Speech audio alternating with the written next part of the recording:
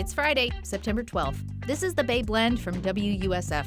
I'm Megan Bowman. Usually the seat belongs to Sky LeBron or Gabriella Paul. Today, it's mine. Hey Blenders, we've got Malika Hollis on today with your weekend events roundup. Like an Adele candlelight sing-along. Don't worry though, I won't give you my rendition of Rolling in the Deep. Also got some cool Buccaneers history. All that and more right after the news headlines. By the way, WUSF Fall Fund Drive is coming to an end. Federal and state dollars for public media are gone. WUSF lost about $800,000. That money allows folks like your Blend crew, me, Sky, and Gabriella, to get out into your community and tell your stories with honest, fact-based reporting. If you can, consider a donation to the station to keep the news you can use. And if you're a millennial like me and not into phone calls, I got you. Go to WUSF.org and set up a one-time or monthly gift. I promise you won't be sorry. Florida University leaders say they want to continue protecting free speech on their campuses. This comes after conservative activist Charlie Kirk was fatally shot while appearing at a Utah college on Wednesday. Here's Tim Serio, a member of the Florida Board of Governors. As you bring speakers in, as your students gather, we need to do what we can to encourage that, but also protect our students and faculty and staff and guests on our campus. But we're not going to stop doing what we're doing. He says universities need to rededicate themselves and redouble their efforts to encourage civil discourse.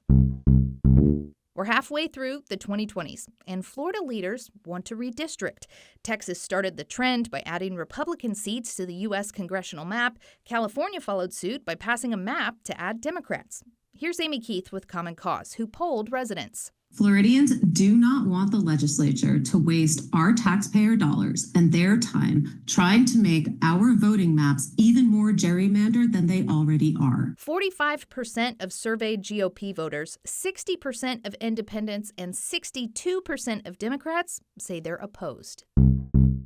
Some big changes might soon be headed to a South St. Pete neighborhood. The St. Pete Catalyst says the city wants to transform the Enoch Davis Center and a nearby library into a community hub. And it comes at a $51 million price tag. Maybe they can stretch those dollars like your Thanksgiving sweatpants. If you have some thoughts, St. Pete is hosting a community forum on September 27th about the project. Get the deets at WUSF.org.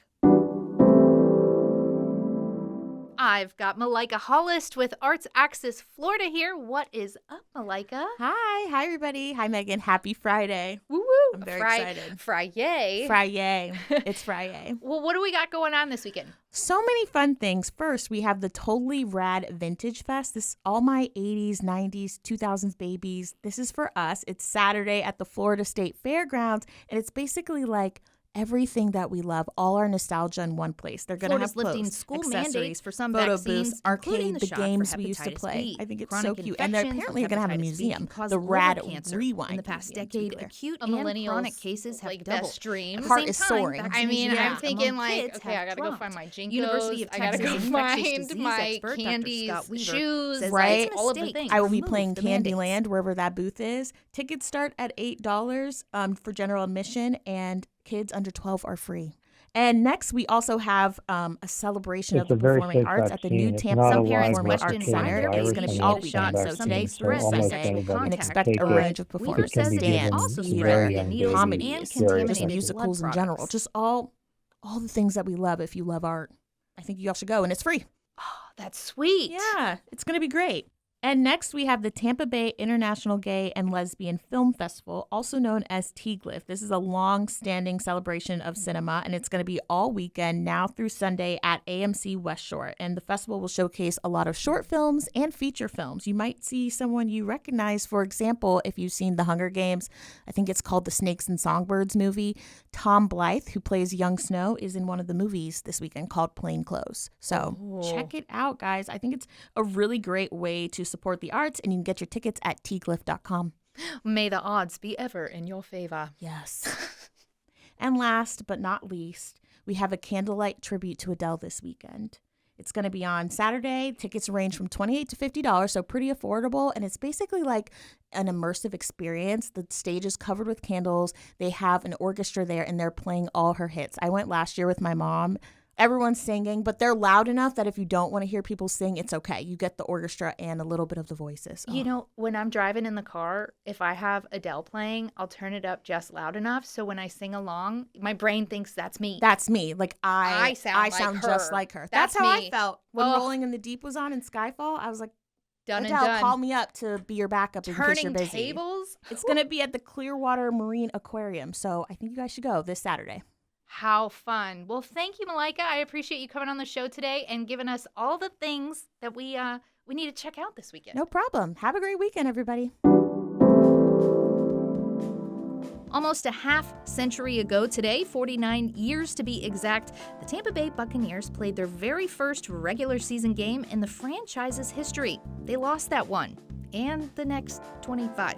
The Bucs quarterback was Steve Spurrier, former coach of the Florida Gators and one of my all-time favorite college football coaches. Back then, the Bucs mascot was the creamsicle-colored swashbuckling pirate named Bucko Bruce, which is definitely associated with long strings of losing. I'm not gonna lie, it was hard to be a fan back in the day. But still, my parents had season tickets long before Raymond James Stadium. Back then, they played in the Big Sombrero, otherwise known as Tampa Stadium. And speaking of that, also on this day 22 years later, in 1998, the University of South Florida Bulls played the final football game there. The Bucs' next game is Monday night at the Houston Texans. If you want to check it out with other fans, there's a watch party at Armature Works starting at 5:30. Thank you for listening to the Bay Blend from WUSF and for chilling with me on this beautiful Friday. I'm Megan Bowman, in for Sky LeBron and Gabriella Paul. And as always, give it a like or subscribe wherever you listen. Until next time, stay classy, Tampa Bay.